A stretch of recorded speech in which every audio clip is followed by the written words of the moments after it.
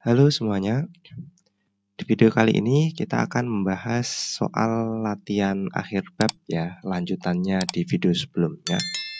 Video sebelumnya kita udah mengerjakan 10 soal pilihan ganda 1-10. Nah, di video lanjutan kali ini kita membahas nomor 11. Nanti sampai nomor 21 insya Allah yang akan kita bahas di video kali ini. Langsung saja kita ke nomor 11. Oke, tekanan uap air pada 25 derajat Celcius adalah 24 cm Hg. Maka tekanan uap jenuh larutan urea 10% massa adalah berapa? Ini ya, kita pakai rumus-rumus yang ini. Di sini diketahui yang pertama 24 cm Hg, tekanan uap air. Tekanan uap air itu P0-nya ya. 24 cm Hg. Kemudian larutan urea 10%. Larutan urea 10% ini menunjukkan bahwa di sini ya, urea 10%. Dia mengandung, kini misal kita asumsikan totalnya 100 gram ya, dia ada 10 gram urea, sisanya totalnya kan 100 gram, berarti 10 gramnya urea, 90 gramnya punyanya air, gini ya. Nah, urea ini nanti sebagai gram terlarut, airnya sebagai gram pelarut. Nah, ini kalau kita kerjain kan 10 per massa totalnya 90 per 10, 10 per 100 jadinya kali 100% ya. Jadinya kan 10% punya urea ini. Gitu ya. Kita hapus saja. Oke, selanjutnya kita langsung masukkan, kita cari NT-nya, mol terlarutnya itu GT per mR. Gram terlarutnya tadi urea ya, urea gram terlarutnya 10, mR-nya urea di sini diketahui 60. Nah, 10 per 60 nanti ketemunya 0,167 mol. Kemudian NP-nya, pelarutnya punyanya air, berarti GP per mR sama dengan GP-nya tadi 90, mR-nya 18, ini 5 ya, 5 mol. Yang ditanyakan apa? Yang ditanyakan tekanan uap jenuh larutan. Nah, berarti P-nya yang ditanyakan. P kita pakai rumus yang ini ya. P sama dengan XP atau P0 dulu. Kalau yang kalian sering ngerjainnya P0 kali XP sama aja.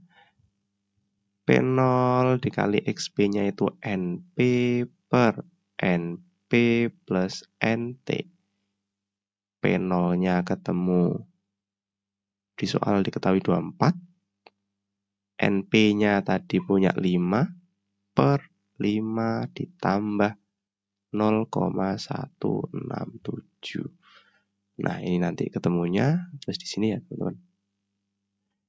P sama dengan 24 kali 5 per 5,167. Nanti pakai kalkulator aja. Nanti hasilnya 23,24 cm Hg. Habis yang tepat yang D ini ya. Nah, seperti itu ya. Selanjutnya nomor 12.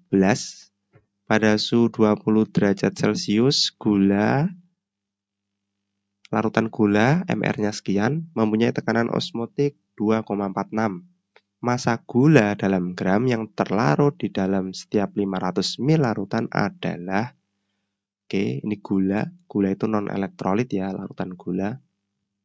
Berarti kita pakai rumus yang biasa ini atau rumus tekanan osmotik untuk yang larutan non-elektrolit. Tekanan osmotik sama dengan M dikali R dikali T. M-nya langsung kakak masukin ya. gram terlarut per mr dikali 1000 per mil volumenya dikali R dikali T. Nah, ini tekanan osmotik. Yang ditanyakan gramnya ya, berarti ini yang ditanyakan. Nah, kita masukkan semuanya. Tekanan osmotiknya 2,46 sama dengan gram terlarut. MR-nya 342 ya, 342. Ini 1000, volumenya ada 500. R-nya punya 0,082. Ini ya udah tetapan. T-nya, nah T itu kan dalam Kelvin ya. Kelvin, kalau Kelvin kan derajat Celcius ditambah 273. Suhunya itu 27 derajat Celcius ditambah 273, nanti ketemunya 300 ya. Nah, berarti kita pakai suhunya dalam Kelvin 300 Kelvin. Ini bisa kita coret bagi 501, bagi 502. Oke, gini aja. Ini GT, kalau di sini ya. Yang ini 2,46. Bawah ini kakak oper ke ruas kanan, berarti jadi ke atas ya. 342 per. Nah, ini 0, ini dua-duanya ke bawah ya. 0,082 dikali 300. Ini 342 ya. Nah, gini. Ini teman-teman, kalau kita kalikan ini, itu ketemunya 24,6. Jadi bisa dicoret. Oh, sebentar. Mohon maaf. Ini kurang, masih ada. Ini tadi ya, ini garis ke sini. 2 ini ya, 2 ini kan ikut ke bawah, dikali 2. Nah, sama dengan GT gini ya. Jadi 342-nya naik ke atas, kemudian 2, 0,082 sama 300-nya ke bawah semua ya. Nah, ini kalau kita kalikan ketemunya 24,6. Ini bisa dicoret sama ini ya. Ini nanti 10. Ini kebalik. 2,46 dibagi 2,46 1, yang ini 24,6 dibagi 2,46 ketemunya 10 gini ya.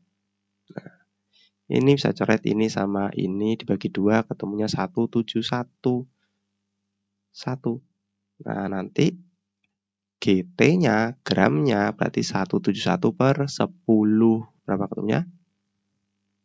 107,1 gini ya. Atau kalau nggak mau ribet ya, pakai kalkulator aja, nanti ketemunya 17,1 gram. Opsinya yang A. Bagaimana kalau nggak boleh pakai kalkulator, Kak? Ya, seperti ini. Kita bisa sederhanain. Yang bisa dibagi ya kita bagi, seperti itu aja. Selanjutnya kita ke nomor 3. 13. Di antara sifat berikut, yang tidak termasuk sifat koligatif larutan adalah, nah ini udah tahu kan, kita udah bahas kemarin, teorinya belum, cuman ke perhitungannya kan udah semua. Penurunan titik beku ini termasuk, kenaikan titik didih, ya. Penurunan tekanan osmotik, nah ini yang nggak ada kan, tekanan osmotik ya tekanan osmotik aja yang nomor yang E ini. Penurunannya dia tidak ada penurunan. Penurunan tekanan uap ini benar, yang berarti yang tidak ini ya, berarti yang C. Nah, seperti itu ya. Atau inilah teorinya. Sifat koligatif larutan adalah sifat-sifat fisik larutan yang hanya bergantung pada jumlah partikel zat terlarut, bukan pada jenisnya. Sifat koligatif larutan ada 4, penurunan tekanan uap, jenuh, kenaikan titik didih, penurunan titik beku, dan tekanan osmotik. Gitu ya. Opsinya jelas yang C. Selanjutnya 14. Sifat koligatif larutan adalah sifat larutan yang bergantung pada, nah ini sama ya, ini sekalian jadi satu. Dia hanya bergantung pada ini, jumlah partikel zat terlarut. berarti yang mana? D ini ya. Nah, jumlah zat terlarutnya aja. Dia nggak bergantung pada jenisnya, bukan. Seperti itu ya.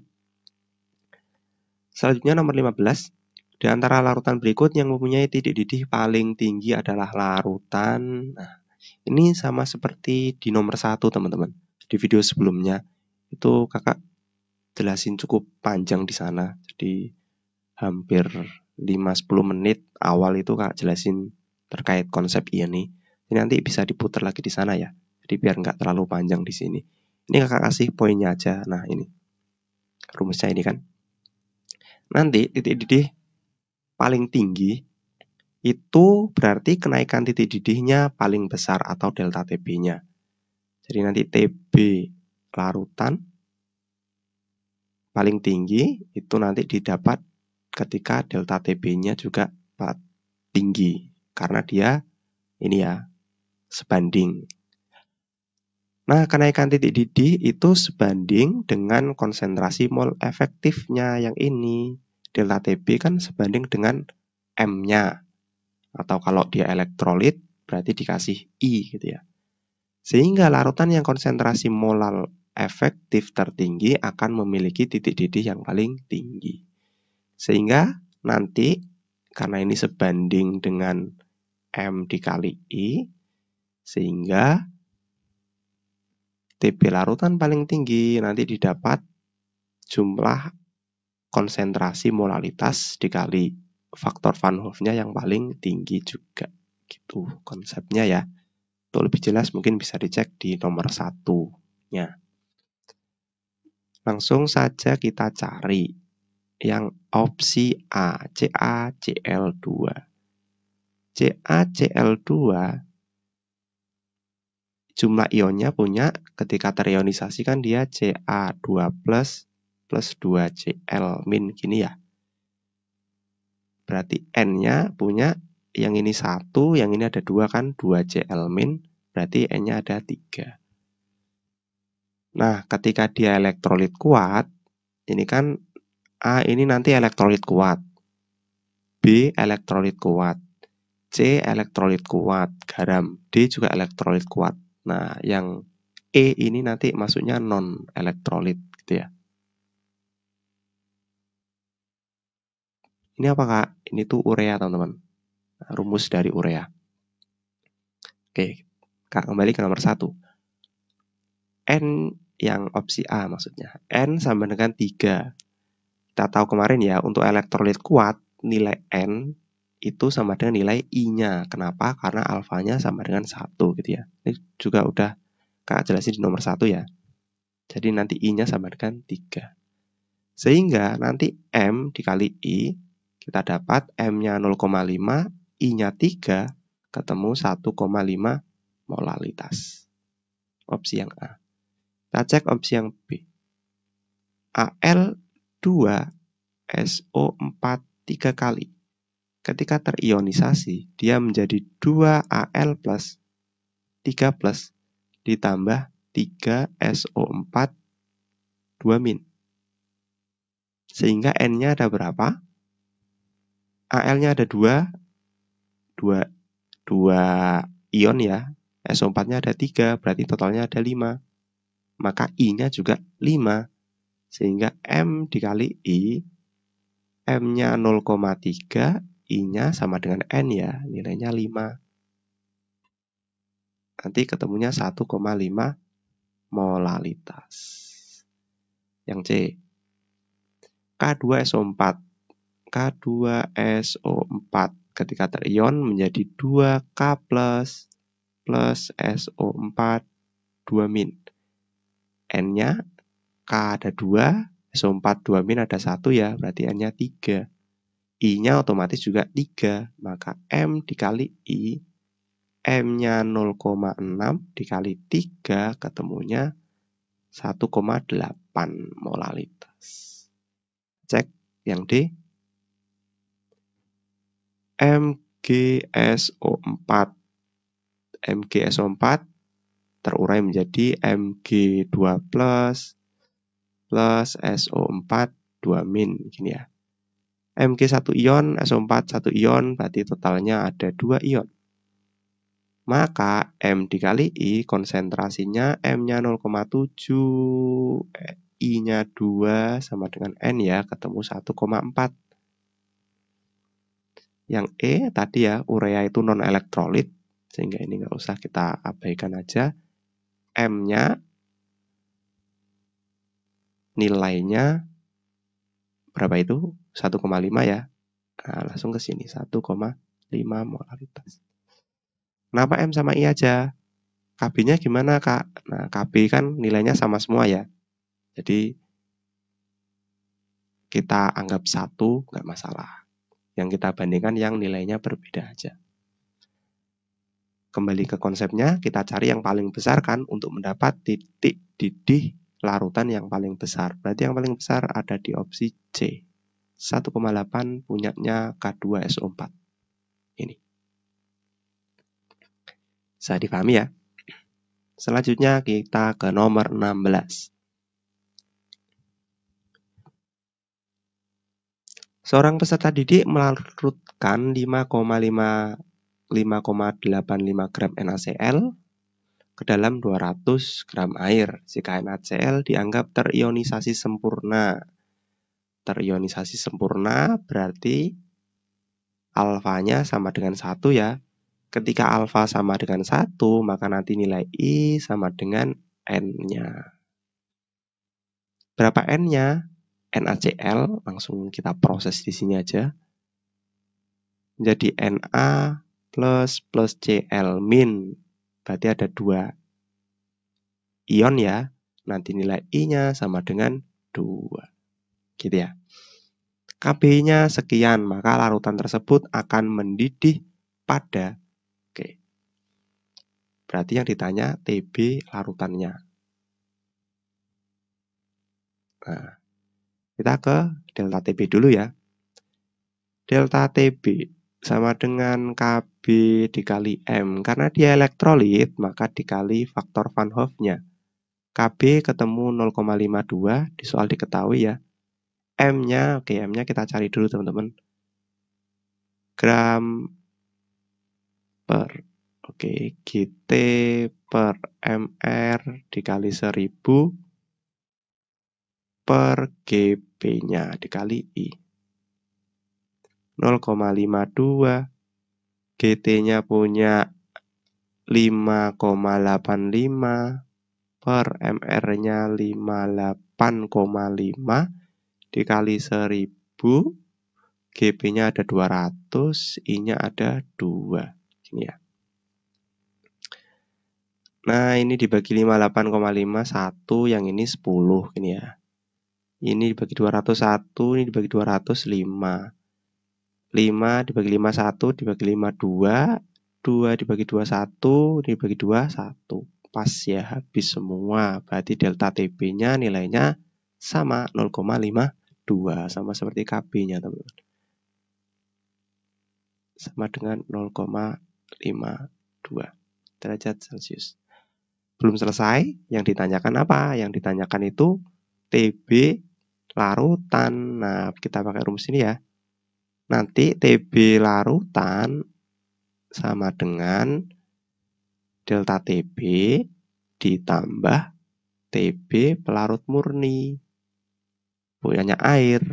Delta TB 0,52. Air mendidih pada suhu 100 ya. Nanti ketemunya 100,52 derajat Celcius. Nah, ini teman-teman. Opsi yang D. Bisa dipahami ya. Jadi jangan lupa ditambahkan 100. Soalnya yang ditanyakan TB larutannya. Biasanya opsinya ada yang mengecoh. Ini nggak ada kebetulan. Mungkin biasanya di beberapa soal, mungkin yang B ini opsinya dibuat 0,52 derajat Celcius. Nah, ini kan kalau kita nggak teliti, langsung, oh ada opsinya, kita ambil yang B katakan. Ternyata B itu salah, gitu ya. Jadi harus teliti juga. Cermat membaca soalnya. Selanjutnya nomor 17. Suatu larutan non-elektrolit dalam air mendidih pada suhu 100,104 derajat Celcius. Jika Kb-nya sekian, Kf-nya sekian, maka penurunan titik beku. Oke, yang ditanyakan ini delta Tb, penurunan titik beku itu delta Tf-nya. Oke, maaf.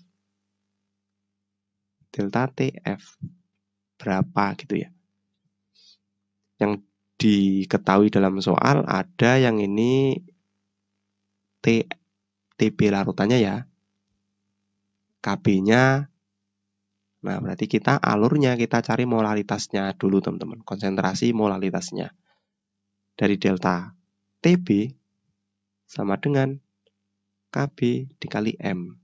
Karena dia non-elektrolit, jadi kita nggak perlu pakai I ya. Delta Tb itu kan dari Tb larutan dikurangi Tb pelarut murninya, gitu kan. Kb dikali M. Tb larutannya 100,104. Pelarutnya air mendidih pada suhu 100 ya. Sama dengan Kb-nya 0,52, M-nya kita cari. Nah, ini ketemunya 0,104, 0,52 M.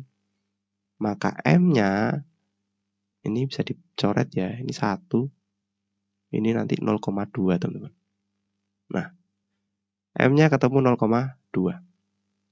Dari sini kita oper ke yang ditanyakan, delta Tf. Delta Tf kan rumusnya Kf dikali M. Non-elektrolit kan, kita nggak perlu pakai I. Kf-nya 1,86, M-nya 0,2. Nanti ketemunya 0,372 derajat Celcius.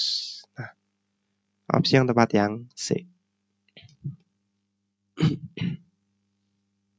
Mudah ya? Mudah ini, teman-teman. Lanjut, nomor 18. Nah, ini sama seperti yang tadi ya. Sama seperti yang nomor 1 juga. Di antara kelima lautan berikut yang mempunyai titik didih paling rendah. Ini cuman kebalikannya, teman-teman. Kalau yang tadi kan titik didih paling tinggi. Masih ingat kan? Titik didih paling tinggi didapat M dikali I yang paling tinggi. Nah, kalau ini yang paling rendah, berarti ya kebalikannya. Konsepnya sama kan ya? Ini Mas ambil kesimpulannya aja. Titik didih paling rendah, Tb larutan yang paling rendah itu didapat dari delta Tb yang paling rendah. Kenapa? Karena dia sebanding ya. Ini rumusnya nggak kakak munculin. Sama seperti yang sebelumnya itu ya. Kemudian, kenaikan titik didih sebanding dengan konsentrasi. Nah, delta Tb ini dia sebanding juga dengan konsentrasi efektif M dikali I. Sehingga untuk mencarinya mencari Tb larutan yang paling rendah, maka kita cari M dikali I yang paling rendah juga. Karena dia sebanding gitu ya. Nanti berbanding terbaliknya itu ketika yang ditanyakan delta Tf, teman-teman. Atau Tf larutan, titik beku larutannya. Seperti itu ya. Itu juga udah kita bahas di nomor 4. Bisa dicek aja di video sebelumnya. Oke, kita kembali ke soal. Kita cari M dikali I yang paling kecil ya. Yang A. A ini glukosa, dia non-elektrolit. Berarti nanti M sama dengan 0,04 gini ya, molaritas. Yang B, Al2SO4 3 kali, ini garam, dia elektrolit kuat atau elektrolit masuknya, I-nya alfanya nanti 1 ya. Jadi nanti 2 Al 3 plus terion menjadi ini 2Al3 plus ditambah 3SO4 2 min. Jumlah ionnya ini 2, yang ini 3, berarti 5 ya. Karena dia elektrolit kuat, maka alfa sama dengan 1, maka I-nya sama dengan N, yaitu 5. M dikali I nanti 0,01 dikali 5, ketemu 0,05. Yang C, NaCl, Na plus Cl min, N-nya sama dengan 2 ya, I-nya juga sama dengan 2 nanti. M dikali I 0,01 dikali 2, ketemunya 0,02. D, FeSO4 terurai menjadi Fe2 plus SO4 2 min, N-nya sama dengan 2 juga ya, ini satu ion, ini satu ion. Maka M dikali I sama dengan 0,03 dikali 2, 0,06. Yang E, PbNO3 2 kali terurai menjadi Pb2 plus NO3 min, ini ada 2 gini ya. Pb-nya 1 ion, NO3 minnya 2 ion, berarti totalnya ada 3. M dikali I, I-nya juga 3 ya, 0,02 dikali 3, ketemunya 0,06. Nah, kita cari yang konsentrasi paling kecil, berarti yang ini ya, 0,02, itu opsi yang C. Berarti jawabannya tepat yang C. Nomor 19. Suatu zat non-elektrolit Mr-nya 46 sebanyak 23 dilarutkan dalam 90 gram air pada suhu 25 derajat Celcius. Jika tekanan uap air jenuh pada saat itu 23,76, maka penurunan tekanan uap ini delta P ya yang ditanyakan. Oke, langsung saja kita tulis dulu. P0-nya tekanan uap air jenuh ya. Berarti P0 pelarut murni 23,76 mmHg. Kemudian yang terlarut 23 ini ya non elektrolit, berarti GT sama dengan, ini langsung buat mol aja ya, NT. Nah, biar nanti tinggal dimasukkan, itu GT per MR, GT-nya 23, MR-nya 46 nih ya, 46. Ketemunya setengah ya, 0,5. NP-nya punyanya air, GP per MR, GP-nya 90, MR-nya 18, ketemunya 5. Yang ditanyakan delta P, rumusnya kita pakai ini ya. Nah, P0 kali XT. P0 kali XT itu NT per NT plus NP. P0-nya 23,76, NT-nya 0,5 per 0,5 ditambah 5. Nanti 23,76 dikali 0,5 per 5,5. Nah, terus di samping sini aja. Nanti delta P hasilnya 2,16 teman-teman. Milimeter Hg. Opsi yang tepat yang B. Nanti dicek juga pakai kalkulator ya. Mungkin ada yang keliru dari perhitungan kakak. Selanjutnya nomor 21. Nah, kita selesaiin di nomor 22 teman-teman. Didih zat non-elektrolit dalam 200 gram air adalah sekian. Jika diketahui Kb, maka masanya. Yang ditanyakan massa. Berarti titik didih non elektrolit ya, kita pakai delta TB sama dengan KB dikali M.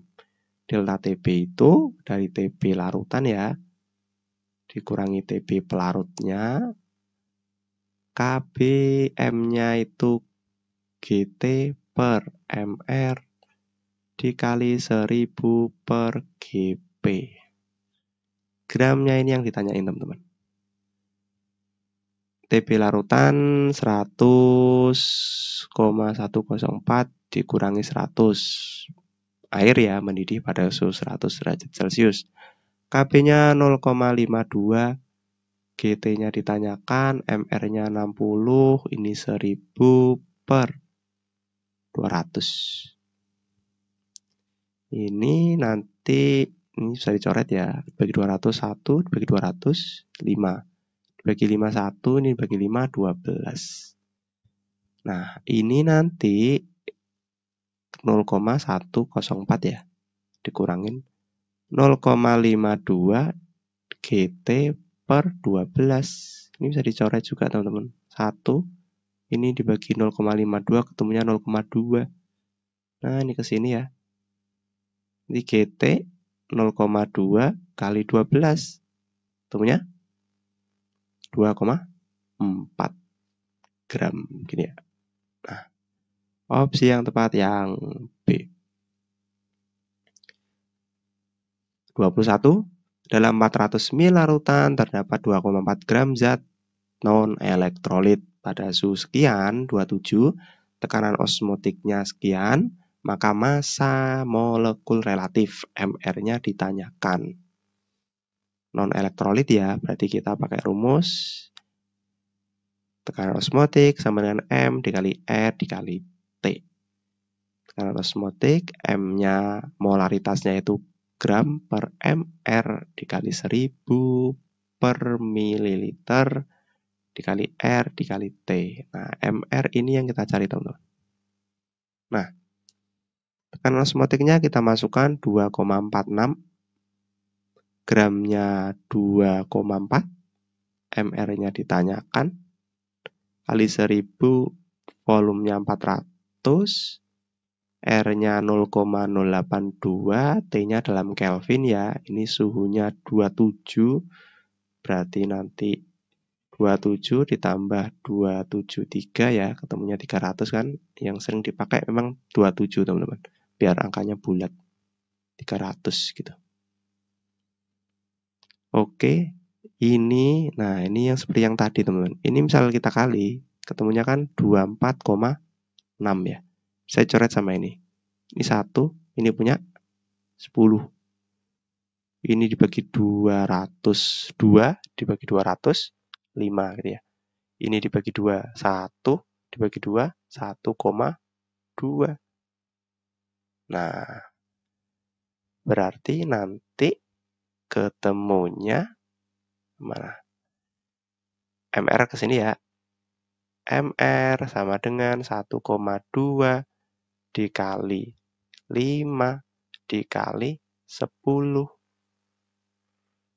1,2 kali 10, 12. 12 kali 5 ketemunya 60. Nah, opsi yang tepat yang C. Seperti itu. Cukup sampai sini dulu ya. Nanti kakak sambung di video selanjutnya. Semoga videonya bermanfaat.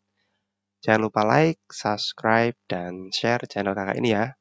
Semoga bisa membantu. Sampai jumpa di video selanjutnya.